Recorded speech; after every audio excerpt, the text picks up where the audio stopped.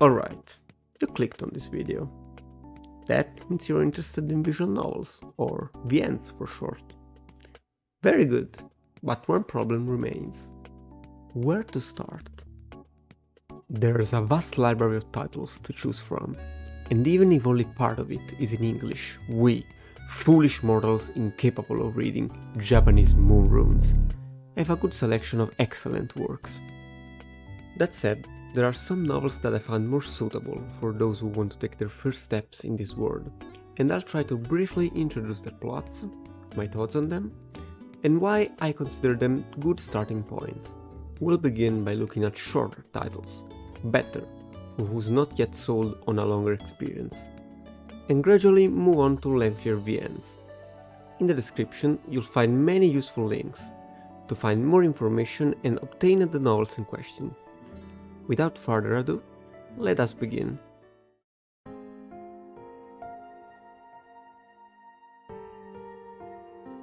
"30 years have passed since the war that put an end to human civilization.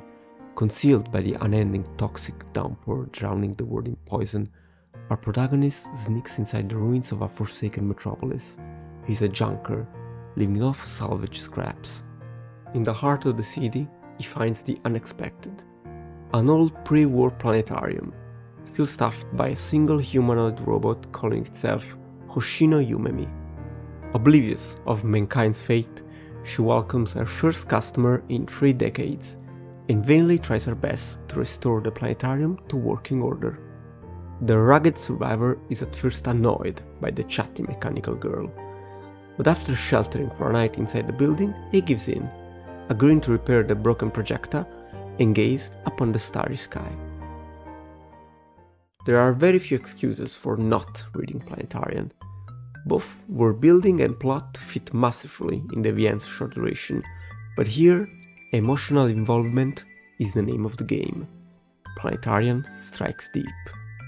To not get touched by the story's themes and how they're developed, and definitely shed some tears, you'd have to be pretty much soulless.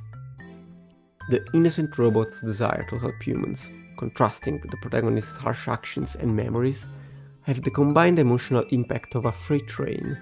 On the technical side, Planetarian does not have a whole lot of content to show, but what little there is well crafted. Yumemi sprites are varied and nicely drawn, and the same goes for the backgrounds, complete with animated rainfall. The soundtrack fits the scenes like a glove, and voice acting in particular is very high quality. Planetarian's length, 3 to 4 hours, depending on your reading speed, is well suited to those who do not have much reading time, or simply want to try out something short. Another potential plus is its simplicity.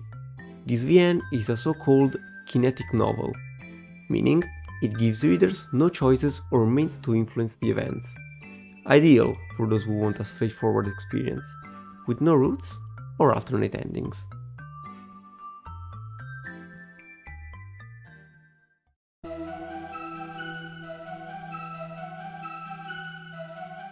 Sakisaka Fuminori, a medical student, is the last survivor of a horrific car accident that killed his parents. Doctors managed to save his life only through a dangerous and groundbreaking procedure. On the day of his awakening, however, what awaits makes him regret ever regaining consciousness. As a side effect of the operation, his 5 senses perceive the world around him as hideous and nauseating. People become reeking mounds of quivering flesh, their voices now terrible growls. Every surface is covered in blood and gore. Even the taste of what once were his favorite dishes now forces him to vomit. As he contemplates suicide, an unexpected savior appears at his bedside, an enigmatic girl named Saya, the one and only that he still sees as human. She appears to be hiding at the hospital, while looking for her missing father. Fuminori is unwilling to lose this last shard of hope, and immediately offers to help. On the day he returns home, he finds Saya waiting for him. The two begin living together, quickly becoming dependent on one another. Song of Saya is a bit of a classic among visual novels. One word of advice: this work is not for the squeamish, as its themes and contents may be a bit strong, especially with an uncensored patch. At its core, Song of Saya is a successful mix of horror, both conventional and cosmic.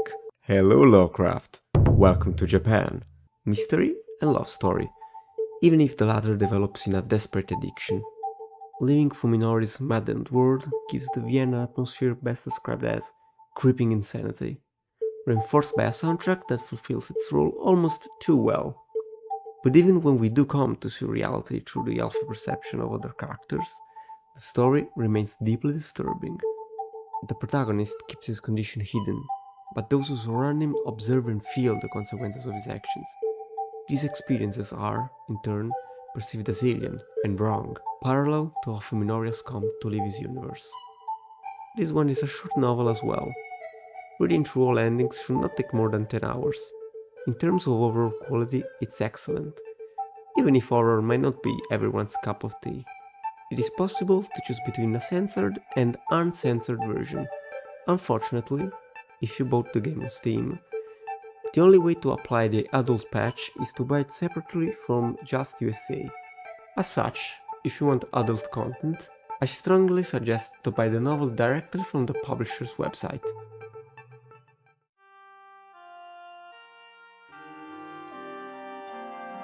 Apparently a normal high school student, Asai Kyosuke leads a double life. He's the adoptive son of Tomambetsu City's most feared Yakuza boss. When the lazy school day ends, he returns to his underground job, managing huge sums of money for his father. His entire existence is shaken when two strangers make their entrance. A powerful and elusive international terrorist known as Maou, the Demon King, and Usami Haru, self-proclaimed hero seeking to hunt him down. Kyosuke and his friends will find themselves caught in the crossfire between the two characters, struggling to not be overwhelmed by traps and intrigues conjured by devil and hero to destroy each other. A well-known thriller among VN readers, The Devil on G-String is all about plot twists. Tensions during investigations and chases are palpable, even though the writing sometimes goes too far just to surprise the reader, especially in the last chapters. Overall, the characters are interesting, and each has a hidden side to discover, which also gives weight to the secondary roots. But Haru's story remains the most fleshed out. The art style is very clean and enjoyable, but it is the music that deserves real praise. Many tracks are derived from famous classical pieces, and they are absolutely spot on.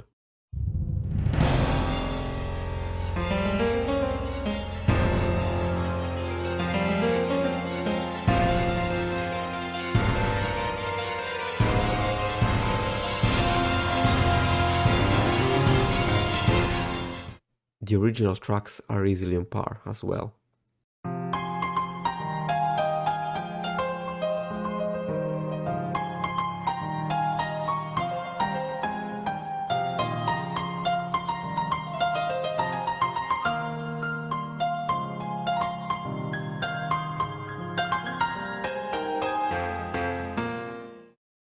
The Devil on G-String is the only medium, maybe leaning on longish, novel on this list. It's 30 hours, give or take. It follows a typical branch structure, with a route for each heroine. Compared to Song of Saya, it is much more approachable. The romance is a lot tamer, and the mysteries won't make you look over your shoulder every 10 minutes. Its Steam version requires a separate patch to restore erotic content. It's available on Denpasoft, where you can also buy the Uncensored edition.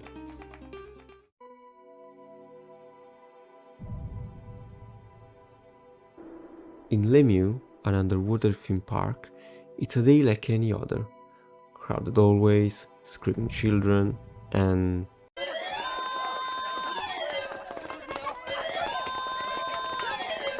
an alarm suddenly destroys the peaceful atmosphere, and the building begins to flood.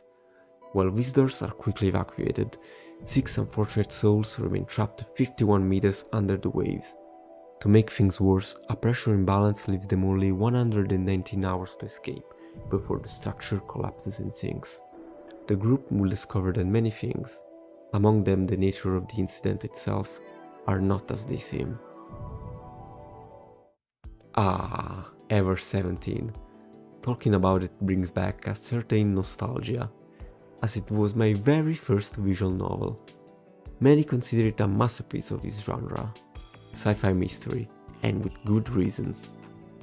The plot is simply incredible, with jaw-dropping resolutions to the story's enigmas, even if it gets confusing at times. The novel makes good use of actual science and physics during its course, though it does take some shortcuts, as it is nearly inevitable with this kind of details. It originally came out in 2002, and the sprites betray its age. I don't consider it a deal breaker, and on the other hand, the CG event art is very pleasing. The soundtrack is not especially memorable, aside from a couple of pieces, but it matches the setting well. Ever 17 is easily one of the most influential works on the Western scene, even if relatively unknown in comparison to more popular VNs. It was among the earliest officially translated pure visual novels, launching on the North American market in 2005, and it made some waves. It is in fact thanks to this title that the visual novel database was ever created. We are now firmly in long VN territory. Ever 17 requires 35 or 40 reading hours. If you decide to try it, make sure to leave a couple hours free time each day. Leaving a title such as this in reading limbo would be a shame. This is a branching VN like G-string, and it requires completing 4 side endings to unlock the true route. Undoubtedly Ever 17's crown jewel. A note: as the company responsible for the novel's distribution in the USA pulled out from the market in 2008,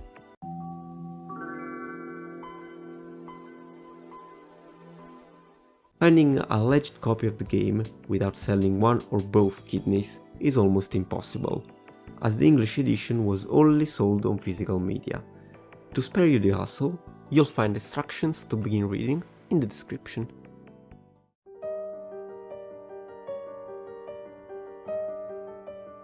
Rintaro Okabe, a rather eccentric young man, is the founder of the Future Gadget Laboratory.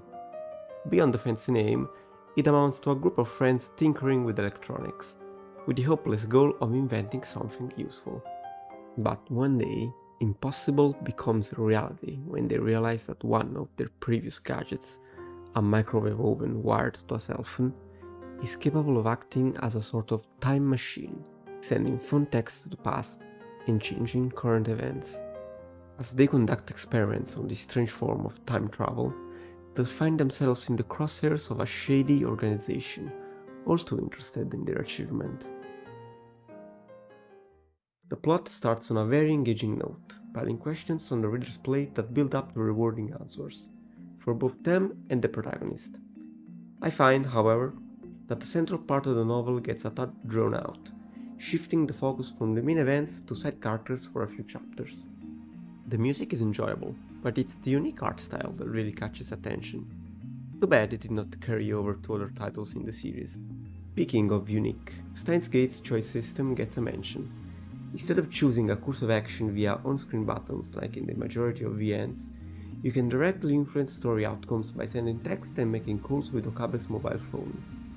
It's a very interesting mechanic, but it can feel a bit trial and error at times. To avoid getting lost, maybe it's better to follow a guide. Thanks to its 2011 anime adaptation, Steins Gate needs no introduction. Many of you already know the story, as the anime faithfully follows the visual novel. This is why I decided to put it on this list. Being so famous and beloved, I'm certain some of you would like to explore its origins and discover the alternate endings. As for length, it should be a little longer than Ever 17.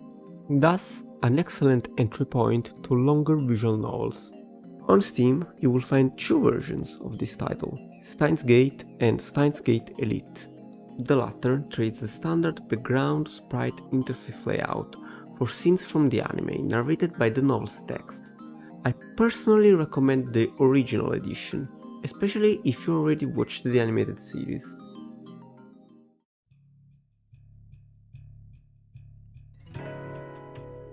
Mihama Academy is far from a normal school. Isolated by tall walls and steel gates, it only hosts 5 female students and does not accept new people.